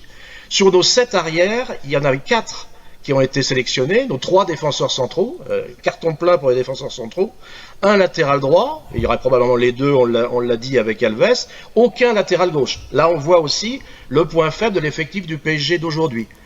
Le pire, c'est au milieu de terrain, où il y a 2 milieux de terrain qui ont été sélectionnés sur les 8 qui étaient dans l'effectif. Et parmi ces 2 milieux, il y en a un, Krychowiak, qui était un joueur prêté. On voit bien que le milieu du PSG est actuellement un milieu sinistré sur le plan qualitatif. Par contre, au niveau de la ligne d'attaque, on a 6 attaquants qui ont été sélectionnés, dont un, Guedes, qui était prêté. Alors certains ont joué aucun match, Trapp, Areola, Lo Celso, et tous les autres ont Lo Celso, qui reste quand même une surprise, parce qu'il avait fait quasiment tous les matchs amicaux avant la préparation de la Coupe du Monde. Donc je crois que c'est assez significatif de voir parmi les sélectionnés quels sont les secteurs où on est fort et quels sont les secteurs où on est faible, et ça va nous permettre d'analyser le mercato qu'on souhaite aujourd'hui pour relancer la politique sportive du PSG. Merci à toi, C'est paradoxal Olivier. ce que tu dis, Olivier. C'est super intéressant, mais c'est paradoxal quand tu regardes par exemple le PSG Bayern de samedi dernier. Tu t'aperçois qu'au Bayern, ils ont une flopée de joueurs que nous, on n'a pas.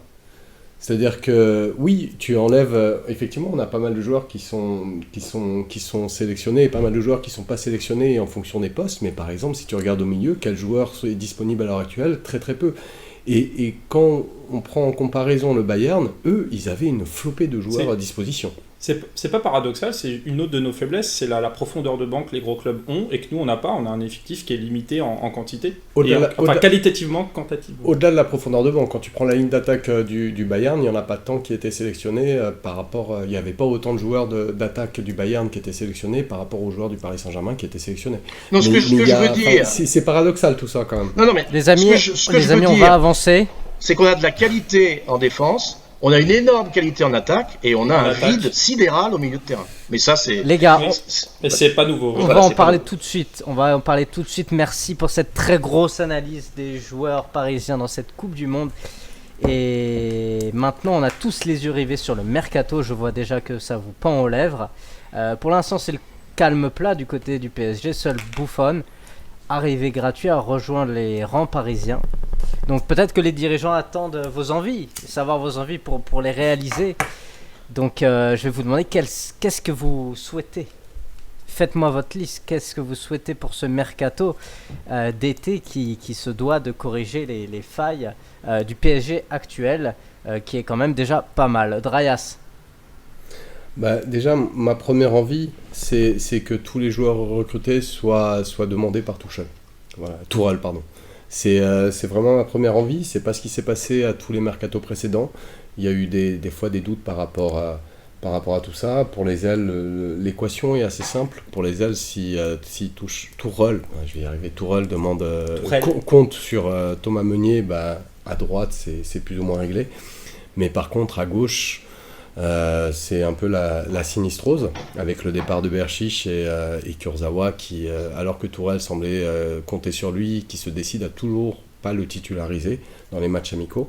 Et il y a le milieu qui est un casse-tête, mais moi je suis bien incapable de le résoudre. Il y en a certains qui vont arriver avec des formules, il faut des joueurs qui soient tout-terrain. Je ne suis pas sûr, parce que quand on voit le système qui a été mis en place, si c'est le système qui est mis en place, à ce moment-là, les fameux joueurs tout-terrain au milieu ne sont plus si nécessaires. Les joueurs tout-terrain au milieu sont vraiment nécessaires quand on est dans un 4-3-3, mais quand on a une ligne de 2 avec 2-6, quand on a une ligne de 2 avec 2-6, honnêtement, on part sur Kanté Pogba. Celle qu'il avait mis en place contre le Bayern. Bernadette n'est pas un 6. Oui, mais il a joué comme un 6. Rabiot n'est pas un pur 6. Il a joué comme un 6. Ce sont deux joueurs qui ont joué comme des 6. 6-8. Beaucoup plus 6 en l'occurrence. Ça a été une ligne de 2-6. Et si on joue sur une ligne de 2-6, on n'a pas forcément besoin de joueurs tout-terrain, mais de toute évidence, est-ce que Rabiot peut être au niveau ? Est-ce que Rabiot va rester ? Si Rabiot part, c'est a priori 2 joueurs qu'on doit recruter. Je sais pas. Après, il y a une chose importante à noter, c'est que le transfert de Neymar ne nous bloque pas, contrairement à ce qu'on pourrait penser, parce que l'exercice financier se termine au 30 juin prochain, donc en supposant qu'on vende Neymar le 25 juin, il n'y a pas de problème. Donc là, pour l'instant, on peut dépenser de l'argent. Le transfert de Neymar ne nous bloque pas. Merci à toi, Andreas. Olivier. Je crois que pour analyser ce que l'on souhaiterait comme mouvement, il faut faire un petit peu le point d'où on part aujourd'hui. Le mercato a débuté le 9 juin, il va se terminer le 31 août. Aujourd'hui, nous avons 8 départs et une arrivée. Alors parmi ces départs, il y a des joueurs qui étaient des joueurs soit prêtés, soit qui ne jouaient pas, Edouard, Ikoné, Krikoviak, Ben Arfa, Calegari. Mais parmi ces 8 joueurs, il y a 3 joueurs qui faisaient partie de la rotation de l'année dernière. Pastore, Berchiche, qui avait même pris le poste de titulaire à Kurzawa, et Thiago Motta. Et ces joueurs-là, il va falloir bien sûr les remplacer. On peut pas, on est déjà juste, il faut donc les remplacer. Si on fait le point sur l'effectif poste par poste, on a 3 gardiens, dont Buffon, nouvellement arrivé. Parmi la ligne arrière, on a 2 arrières latéraux, dont un qui est HS pendant 6-8 mois, en espérant même qu'il va revenir de sa grave intervention qui est Alves. Nos 3 défenseurs centraux qui ont donné totale satisfaction. Et à gauche, il reste Kurzawa, dont tout le monde voulait se débarrasser quand on a fait le bilan de l'effectif en fin d'année. Et à la grande surprise, en tout cas de la mienne, que Tourelle a souhaité qu'il reste. Donc c'est quand même aussi très très faible. Mais alors, où on est vraiment atterré, c'est au milieu. Au milieu, il reste Diarra, Verratti, Rabiot, Nkunku, Lo Celso. Draxler. Non, moi Draxler, je le mets en attaque parce qu'au milieu, j'y crois pas du tout. Il a été recruté comme attaquant, je le garde dans les attaquants. Et dans les attaquants, là, on a un petit peu plus de marge, peut-être même d'ailleurs un petit peu trop, puisqu'il y a Guedes, Draxler, Cavani, Mbappé, Di Maria, Neymar et Ressé. Donc on a... Et Cavani. Grand joueur. Et Cavani, je l'ai cité. Et donc on a des gros trous, notamment au milieu de terrain, notamment au niveau des postes d'arrière latéraux. Et on sait qu'il ne faut pas seulement raisonner sur les titulaires. Une équipe qui doit tenir tous les objectifs que tient le PSG, il faut que tous les postes soient doublés. C'est-à-dire il faut 22 joueurs avec une vraie concurrence.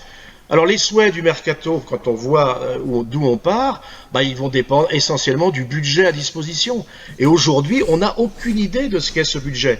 Le PSG est toujours suspendu à la rediscussion de la valeur des contrats aidés, des contrats qui dépendent du Qatar, duquel on n'a pas réussi à se libérer parce que ni Neymar ni Mbappé nous ont permis de beaucoup développer nos ressources commerciales. On sait que c'est notre point faible. On a été obligé de vendre dès la fin de l'exercice pour pouvoir équilibrer cet exercice.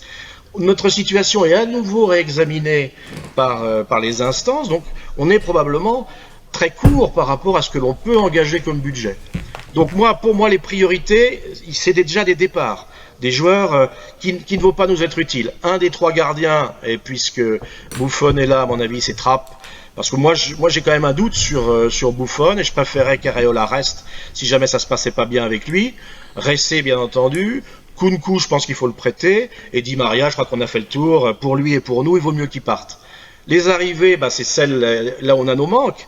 Un latéral droit, Meunier étant le titulaire, ce serait plutôt un latéral droit de complément. Un latéral gauche, et là il faut qu'il soit de niveau titulaire, parce qu'on ne peut pas faire confiance à Kurzawa. Un 4e défenseur central si on veut jouer à 3. Moi j'ai tout à fait confiance dans les 3 qu'on a, donc pour moi c'est pas la peine de mettre beaucoup d'argent sur ce poste. C'est un 4e défenseur central de complément. Mais le gros poste, si on a des sous, c'est là il faut casser la tirelire, c'est 2 milieux, 6-8 de niveau titulaire. Il faut absolument mettre le paquet sur ces 2 postes, parce qu'on n'ira pas loin avec ce qu'on a en magasin aujourd'hui. Merci à toi Olivier. Basto, est-ce que tu penses que l'Olympique Lyonnais a de meilleurs milieux que le Paris Saint-Germain? Peut-être de meilleurs latéraux, de meilleurs milieux, je ne sais pas. Je peux répondre maintenant à la question que tu nous poses? Ah oui, vas-y, c'était pour te lancer sur une pointe d'humour. Moi, je pense que Tourelle n'est pas un homme d'un système. Donc, il faut des joueurs qui sont polyvalents. Donc, dans les recrues, des joueurs qui peuvent changer, pas forcément de match en match, mais même au cours d'un match. En latéral gauche, il en faut un, évidemment. Yuri est parti. Je vais pas parler de nom, je vais juste citer un exemple qui pourrait correspondre à un profil. Un mec comme Guerrero qui peut jouer 8 gauche, qui peut jouer dans un système à 3 ou peut jouer dans un système à 4. Là, ça reste un mec intéressant puisque ce joueur peut changer de poste même au cours d'un même match sans forcément faire un remplaçant. Donc c'est ce type de joueur qu'il faut viser. Après, si on joue dans une défense à 3, pour moi, les 3 qu'on a actuellement ne sont pas complémentaires puisqu'aucun ne sait prendre l'espace sans ballon. Je parle pas forcément avec ballon ou Kimpembe est capable. Silva peut le faire. Marquinhos ne fait ni l'un ni l'autre d'ailleurs, ni sans ni avec. Donc pour moi, le recrutement d'un profil type Bonucci là est primordial. Donc un DC du type Bonucci, un latéral gauche, un latéral droit, Tourelle en veut un, donc faisons-lui confiance. Après, je suis convaincu que dans un système à 3, par exemple, il peut tout à fait être capable de mettre un Guedes en piston droit, ça ne m'étonnerait même pas. Sur des matchs en attendant, peut-être pas dans les gros matchs, mais on repassera en 4-3-3, mais dans des matchs moins importants. Il faut évidemment le milieu, je pense qu'on est d'accord, ça fait 6 ans que c'est peut-être notre point faible, ça fait 6 ans qu'on n'arrive pas à recruter une seule satisfaction au milieu. Enfin, la dernière c'est Lo Celso et c'était un joueur qui était vraiment arrivé comme complément de base, même s'il a su s'imposer et montrer qu'il avait maintenant largement sa place dans la rotation, voire plus. Donc oui, je suis d'accord avec Olivier là-dessus, il faudrait 2 milieux. Un milieu qui pour moi serait plus un milieu 6 organisateur, un peu la profil à la Weigl, pourquoi pas, qui puisse permettre ce jeu de position, qui puisse permettre de sortir le ballon proprement dès les bases arrières. Et il faut un joueur un peu tout-terrain qui sache défendre, qui sache percer balle au pied, qui sache un peu tout faire. Donc là, un profil plus à la Pogba, même si le prix est, je pense, pas dans nos moyens. L'idéal serait vraiment 2 milieux. Maintenant, quand je vois que depuis 6 ans, on n'arrive pas à recruter le bon milieu, je me dis qu'il faut peut-être mieux garder Rabiot, même si c'est pas mon souhait de base. Mieux garder Rabiot et vraiment trouver déjà un seul bon milieu, ce serait déjà une très bonne réussite. Et en attaque, ça dépendra du départ de Guedes ou pas. Pour moi, Di Maria doit aussi partir. Si Guedes part, faudra trouver un joueur d'attaque polyvalent qui puisse rentrer dans la rotation. Donc voilà, il faut au minimum un défenseur central qui sait prendre l'espace, un arrière-gauche polyvalent et 1 ou 2 milieux. Merci à toi Basto. Est-ce que vous avez quelque chose à rajouter? Je pense que Draias c'est obligé. Je vais commencer avant que Draias prenne la parole. Moi, je crois que la clé de cette saison, c'est de savoir se servir le mieux possible de notre force. Et quelle est notre force? C'est celle à laquelle on a tout sacrifié sur le plan financier, et en particulier le milieu de terrain qui a été appauvri l'année dernière et qui continue à l'être. On a perdu encore et Pastore et Thiago Motta pour des raisons diverses cette année. Donc, la clé de cette saison, c'est d'être capable de mettre en place une organisation à la fois défensive et offensive qui tire le meilleur parti de Neymar, Mbappé et Cavani. L'année dernière, il n'y a eu que très peu de complicité technique entre ces 3 joueurs. Un peu plus entre Neymar et Mbappé, mais pas du tout avec Cavani. Les relations humaines entre Cavani et Neymar sont plus que douteuses. Si on n'est pas capable de se servir au mieux, de mettre en place un système qui se sert au mieux de ces 3 joueurs, du fait de nos faiblesses à côté, parce que Basto a quand même limité son recrutement, mais je rappelle que Simonier se blesse. On va faire quoi? On va faire jouer Guedes arrière droit en Ligue des Champions. On est obligé de doubler tous les postes avec des joueurs, sinon de valeur égale, qui soient au moins compétitifs. On va pas continuer à bricoler, à mettre des Draxler au milieu, parce qu'on n'a pas d'autre solution, à mettre Lo Celso numéro 6, comme on l'a mis l'année dernière. Il faut que ça soit terminé, ces choses-là. Il faut refaire cet effectif, pas forcément avec des joueurs très coûteux. Il faut peut-être mettre un peu d'argent sur ces 2 milieux indispensables, mais tout le reste, des joueurs de complément, on est probablement capable de le faire avec les ventes qu'on a dites, mais si on est incapable à la fois de renforcer quantitativement l'effectif avec les quelques points de qualité, et surtout de mettre en place un système de jeu qui nous permette de tirer à fond parti de nos trois monstres de devant, à la fois offensivement, mais aussi défensivement, Neymar et Mbappé, c'est quand même pas une garantie dans le repli défensif. Donc il y a vraiment un très très gros boulot, et je compte très fort sur Tourelle pour arriver à ça, mais le chantier est énorme, les moyens sont probablement limités, et je suis quand même très inquiet pour la suite, si on n'est pas capable de faire ça. Darius, tu partages l'inquiétude d'Olivier? Partiellement. Alors déjà, je voulais réagir à un truc, c'est que Olivier disait que Di Maria devait partir, mais Di Maria qui le veut. J'espère qu'un club chinois va se positionner, parce que sinon j'ai du mal à voir à qui on va le vendre. Pour moi, je suis plus dans du parti de faire qu'un seul milieu cher, qui sera un titulaire indiscutable, qui puisse rendre plusieurs services, plutôt que de prendre deux milieux. On a un JO qui peut être utile au milieu, alors bien sûr pas en 6, ça c'est établi, validé, pesé, mais on a un JO qui peut rentrer dans la rotation. Alors si Rabiot part, ça c'est clair qu'il nous en faut deux, mais sans le départ de Rabiot, si on a Rabiot, si on a Marco Verratti, vu en plus Tourelle et ses imaginations, qui va nous mettre des joueurs à des postes auxquels on n'a pas anticipé, etc., je pense qu'on sera bien avec un seul milieu, et je pense pas qu'il soit nécessaire d'en recruter deux dès cette saison. Je pense que par exemple le poste de latéral, une fois qu'on a recruté un milieu, et s'il n'y a pas le départ de Rabiot, le poste de latéral gauche est bien plus prioritaire qu'un deuxième milieu. Et enfin, il y a une autre question qu'on n'a pas du tout abordée sur ce mercato, qui est quelque chose qui bruisse comme ça, moi et un joueur que j'adore. Mais quid de la question du départ de Cavani? Olivier mettait en exergue la difficulté des relations entre Cavani et Neymar, qui s'est montrée la saison passée. Cavani a très très envie de rester par rapport aux supporters, mais est-ce qu'il a très très envie de rester par rapport au club? Qu'en est-il de sa position? Qu'en est-il des intentions du club? Comment est-ce que le club compte le faire jouer? Alors tout à l'heure tu comparais avec comment il s'appelait le mec de Dortmund, Aubameyang, mais c'est pas du tout la même chose. Cavani c'est un mec qui est bien plus âgé, qui a bien pu se prouver. Tu vas pas dire à Cavani de s'adapter de la même manière que tu vas le dire à Aubameyang. Et en plus de ça, c'est vraiment pas les mêmes caractéristiques. Cavani, c'est le volume de course, c'est pas la rapidité de course, c'est la discrétion de ses appels, c'est l'ingéniosité de ses appels, mais c'est pas le même profil qu'Aubameyang. Comment est-ce que Cavani va rentrer dans cette équation? Est-ce qu'il est compatible avec Tourelle? Il y a là une vraie question, et on l'a pas du tout abordé, et j'ai pas la réponse. Moi, je vais revenir sur plusieurs points, si je peux. Déjà, je pense que Tourelle, comme l'a dit Seb, est un coach qui ne fait pas du bricolage, il sait trouver des solutions, c'est un peu différent. Il l'a fait à Dortmund quand il a mis Weigl 6, voire parfois défenseur central, et où il a fait ses meilleures années alors que c'était un 8 de base. Donc c'est un coach qui peut trouver des solutions. Je dis pas que c'est le top, et je préférais direct avoir une garantie. Mais Tourelle n'est pas un coach comme un autre dans ce sens-là, où vraiment il peut trouver un poste, un joueur qu'on n'avait pas pensé. Ensuite, j'espère que des joueurs vont montrer autre chose. Enfin, montrer autre chose, non, pas forcément, puisque des joueurs comme Verratti ou Silva sont très bons, mais vont réussir à épaissir leur jeu. Verratti qui prenne un peu plus l'espace, qui recule moins vers le ballon, mais qu'il arrive à prendre l'espace sans ballon devant lui. Silva idem.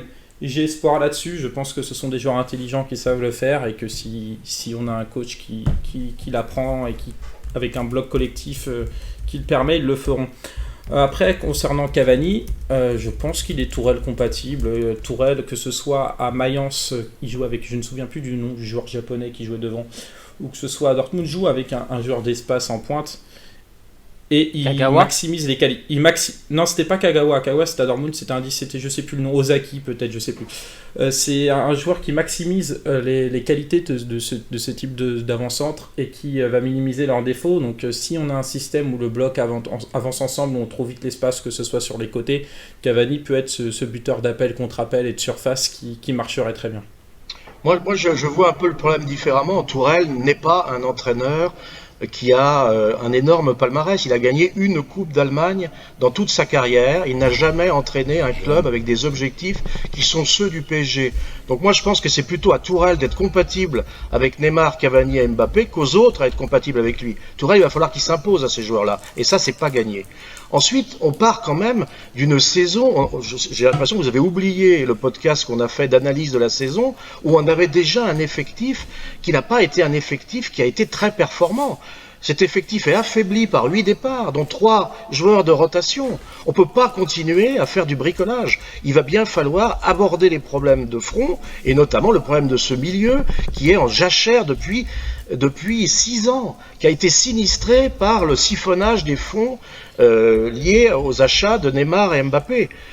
On ne peut pas aujourd'hui, alors qu'on est probablement un peu gêné financièrement, envisager un départ ni de Rabiot ni de Cavani. Que va-t-on trouver comme joueurs qui ont ces qualités-là avec des tarifs raisonnables? Mais Cavani, si tu veux remplacer Cavani, il faut taper dans du très très fort. Et enfin, je vous invite à regarder les effectifs de toutes les grandes équipes qu'on va affronter en Ligue des Champions, que ce soit des équipes anglaises ou des équipes espagnoles ou italiennes. Ils ont 40 joueurs sous contrat, avec 5, 6, 7 attaquants, 10 milieux de terrain. Nous, on part aujourd'hui, après ce début de mercato, avec 17 joueurs, dont certains étaient des joueurs dont on discutait les qualités et l'utilité en fin de saison dernière. Donc, on est face à un chantier énorme, avec un jeune entraîneur qui doit faire ses preuves, qui doit s'imposer à ces énormes joueurs, qui va être capable de faire jouer ensemble cette triplette qui individuellement est au-dessus du lot, mais qui collectivement a encore tout à prouver. Donc moi, je serais quand même beaucoup plus rassuré si on étoffait notre effectif, et notamment au milieu de terrain. Olivier, tu m'as donné envie de me suicider. Mais non, moi je suis d'accord avec tout ce que vient de dire Olivier. Mais vu que quantitativement, comme tu l'as dit, on n'a pas 40 joueurs sous contrat comme les autres clubs, c'est pour ça que je parlais de joueurs polyvalents, c'est-à-dire donner des solutions à Tourelle, pas forcément en nombre, mais des joueurs qui peuvent jouer dans plusieurs systèmes et à plusieurs postes, ce qui lui permettra de trouver des solutions plus facilement. C'était pour ça que je souhaitais des joueurs polyvalents. Après, quand je dis Cavani compatible Tourelle, je dis pas que c'est aux joueurs de s'adapter à Tourelle, loin de là, je pense que Tourelle est un ultra pragmatique et qui s'adapte très bien aux joueurs en présence. Mais il faut qu'il ait le maximum de solutions pour pouvoir s'adapter à ces joueurs en présence et selon les différents adversaires qu'on rencontrera. Je crois qu'il faut qu'on garde à l'esprit la blessure de Neymar. On s'aperçoit qu'un joueur comme ça, qui est le pivot de l'équipe, peut être absent 5-6 mois. Donc on peut bricoler, enfin pas bricoler, le terme n'est pas bon, on peut effectivement adapter des joueurs à des postes qui ne sont pas les leurs, mais tu peux difficilement pallier une grosse blessure si tu n'as pas en magasin un joueur capable, sinon de le remplacer totalement, du moins de se rapprocher de ça. Et donc on a besoin d'avoir du quantitatif. Bien sûr, mais je parlais de choix par défaut. Si on n'arrive pas à en faire, prendre des polyvalents. Mais enfin, oui, le truc en fait, c'est ce que Olivier, c'est qu'on va pas pouvoir avoir l'effectif du Real l'année prochaine en fait. Il y a un moment, il faut juste appeler un chat. C'est même pas le fait d'avoir peu de liquidité à disposition, parce que contrairement à ce qu'on pense, on en a. L'exercice fiscal se finit le 30 juin prochain, donc on en a relativement. C'est juste qu'on va pas se retrouver avec, si on prend l'exemple du Real, avec 3 Isco demain, 5 Asensio demain, et etc. Ça va mettre du temps. C'est vrai que l'année dernière, on a fait un all-in sur les attaquants. À l'heure actuelle, on se retrouve à être déséquilibré. On va peut-être je souhaite qu'on corrige ce déséquilibre, mais on va pas complètement le corriger en une année. Et acheter 2 milieux, et après, il y a un paramètre à prendre en compte. Oui, c'est à Tuchel de s'adapter, et d'ailleurs, j'ai pas aimé le tacle que tu lui as mis sur le fait d'avoir gagné peu de coupes, parce que quand on regarde les clubs qu'il a entraînés, et si on prend Dortmund, qui est le gros club qu'il a entraîné, après qui il est passé, enfin, je veux dire, fallait avoir les épaules quand même pour se taper l'héritage Klopp. Donc le taper sur les titres, c'est pas tout à fait juste parce qu'il est très très jeune. Je finis juste, mais il faut vraiment envisager que Tourelle est un mec qui fonctionne, qui fonctionne sur l'adaptabilité. Comme dit Basto, il est très pragmatique. Tout à l'heure, tu disais que l'Asana, c'était effectivement, c'était le maître d'avoir un joueur avec de l'expérience sur chaque ligne. Le gardien Buffon, l'as en centrale, Rabiot, etc. Qu'est-ce que moi j'ai vu sur le match, c'est que l'Asana Diarra a quasiment jamais été mis en difficulté, sauf quand tout à coup le Bayern a commencé à mettre de la taille devant, et là effectivement avec son 1m63 il avait vraiment du mal. C'est-à-dire que là ça a été excellent dans ce rôle. Il a été, mais vraiment en première mi-temps, il a été formidable, il a cassé je sais pas combien d'actions, il s'est projeté, il a fait des passes, il s'est pas vraiment projeté, mais il a fait des passes qui cassaient le jeu, qui relançaient les milieux, il a été formidable. Et il y a un moment, faut qu'on accorde un minimum de crédit à ce coach qui a cette réputation de... Je pense que Olivier voulait juste dire que c'est une inconnue Tourelle dans le sens où il n'a pas entraîné mais le truc c'est que on a l'impression qu'Olivier quand il parle, il veut qu'il y ait on va acheter limite 3 milieux, comme ça on aura les 3 titulaires et on va acheter les 3 titulaires cet été. Ça va être un mix des deux, c'est-à-dire qu'à la fois il faut acheter, mais on peut pas non plus tout acheter cet été. Encore une fois, on va pas construire le banc des équipes italiennes des années 90 en un été. Et il va falloir faire confiance à cette réputation de Tourelle, d'être capable de s'adapter, d'adapter des joueurs à des postes pour aller gagner. Je vais faire plaisir à Olivier. Olivier, il faut faire un mercato intelligent. Non mais ce que je remarque, et qui est un des problèmes du PSG, et qui n'est pas d'ailleurs totalement de sa faute, c'est qu'on a toujours des difficultés à recruter. Si on vise des grandes stars, ces grandes stars ne viennent pas volontiers en Ligue 1 si elles ont le choix. Si on veut les faire venir, il faut surpayer. Et on voit les grandes difficultés qu'on a aujourd'hui, tu l'as dit très bien, à vendre par exemple un Di Maria qui a un salaire considérable. On voit bien que Krikoviak, on va réussir à le vendre avec un montage à la noire, on va payer une partie du salaire la première année, puis on va récupérer 10 briques à la fin, etc. Donc ça c'est notre premier problème. Faire venir des grands joueurs, alors qu'on est en concurrence avec des grands clubs et que nous on doit surpayer pour les avoir.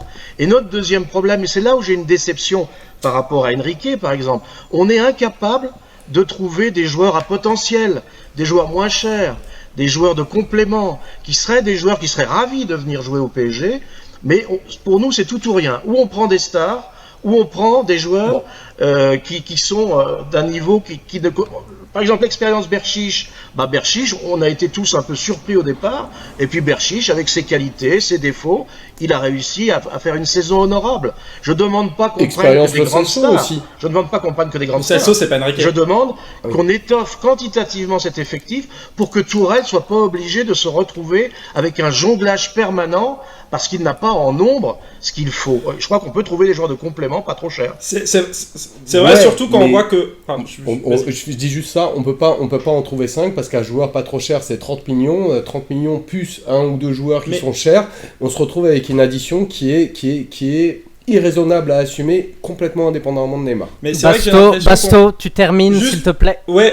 Juste par exemple quand on voit nos difficultés au milieu et que maintenant il y a 2 de nos pistes qui sont Ndembélé et Kanté qui coûtent vachement cher alors qu'on les a pas pris quand ils auraient pu être prendre. C'est vrai qu'on a un peu du mal à trouver ces joueurs de potentiel qui dans un premier temps viendraient pour jouer dans leur rotation et puis faire plus et s'imposer. Et le dernier en date c'est Lo Celso, mais t'en as un en 5 ans peut-être. Ouais, c'est vrai, on dirait qu'on n'a pas de scout. Je veux juste réagir. Pour terminer. Deux dernières petites remarques rapides. Déjà, sur Marco. Oui, clairement, à l'heure actuelle, c'est notre boss au milieu. Mais est-ce qu'il sera capable de se remettre en cause? Parce que c'est un joueur qui est capable de se remettre en cause. Moi, j'ai pas envie de donner raison aux rumeurs sur ses habitudes de vie et blabla. Mais a priori, voilà. Donc, c'est un joueur qui doit se remettre en cause. Est-ce qu'il sait se remettre en cause? La dernière fois que Marco Verratti s'est remis en cause, c'était sous Carlo Ancelotti. Et ça commence à dater. Et la deuxième chose que j'ai envie de mettre en avant, on parle beaucoup du mercato et tout ça, mais FPF, c'est pas facile, c'est une opération douloureuse avec le FPF de passer, pour reprendre l'image d'un article dont j'ai oublié la référence, pour passer de la petite épicerie au supermarché. D'autant plus trouver des profils prometteurs et pas trop chers. Bien sûr, mais c'est... Pourquoi là j'ai l'impression qu'on veut tout mettre sur Kanté par exemple et qu'il n'y a pas de plan B alors que t'as un mec par exemple comme Witsel à 20 millions qui pourrait être là et qui est une solution. J'ai l'impression qu'on va tout mettre sur Kanté, que si on le fait pas on n'aura personne et on va finir avec l'As Radio. À la limite, moi je préférais Witsel parce que Witsel est compatible avec plus de schémas de jeu que Kanté. Après, Kanté est exceptionnel dans un schéma de jeu, mais moi, s'il y en a un des deux du milieu que je recrute en France, c'est pas Kanté, c'est Pogba. Mais bon, Basto, ça, c'est autre chose. Basto, ils sont où les 150 scouts de Enrique? Les fameux.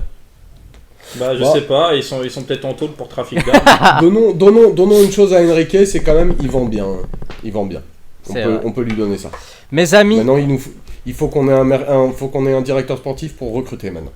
Mes amis, très très gros podcast. Je vous remercie tous ceux qui nous ont écoutés jusque-là. C'était des analyses de qualité. Moi, j'ai apprécié. Merci à vous. Merci à toi, Basto. Bah, merci à vous. C'était un plaisir de reprendre cet exercice et j'ai trouvé que le podcast. T'es chaud pour la saison? Là, il y a eu des débats. C'était bien. C'est une bonne entame. Je suis content. Ouais. Dryas, chaud pour la saison? On va être chaud. Olivier? Excité en tout cas par la saison, oui. Intéressé par ce qui va se passer. Eh bien, je vous souhaite de faire sa minette. Une très bonne soirée. Leclubpanam.fr pour lire des articles de qualité qui vont arriver très bientôt avec la reprise de la saison. Et @leclubpanam pour nous suivre sur Twitter. Je vous souhaite une très bonne soirée. Merci de nous avoir écoutés. Basto, bonsoir. Olivier, bonsoir. Dryas, bonsoir. Salut à tous. Bonsoir. Bisous tout le monde et merci.